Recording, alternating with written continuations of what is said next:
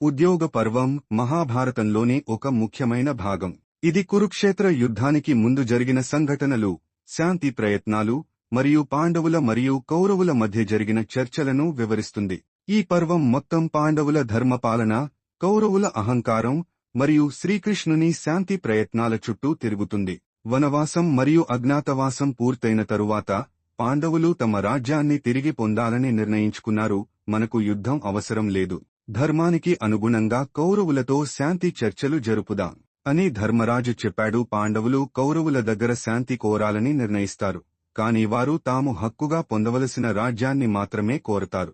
శాంతిని సాధించేందుకు శ్రీకృష్ణుడు కౌరవుల రాజధాని హస్తినాపురానికి వెళ్తాడు. సభలో శ్రీకృష్ణుడు ధృతరాష్ట్రునికి మరియు దుర్యోధనుడికి ఇలా అంటాడు: పాండవులు మీ సోదరులు, వారు ధర్మబద్ధమైన వారి రాజ్యాన్ని మాత్రమే కోరుతున్నారు.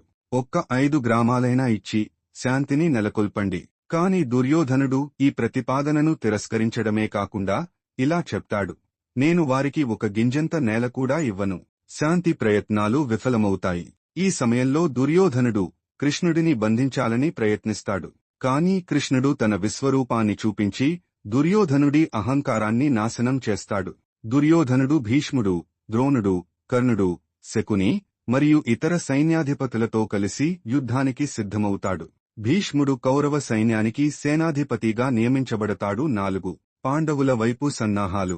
పాండవులు వారి మిత్రులైన రాజులను యుద్ధానికి ఆహ్వానిస్తారు. అర్జునుడు శ్రీకృష్ణుడిని తన రథసారథిగా నియమించుకుంటాడు. పాండవులు తమ సైన్యాన్ని సిద్ధం చేస్తారు.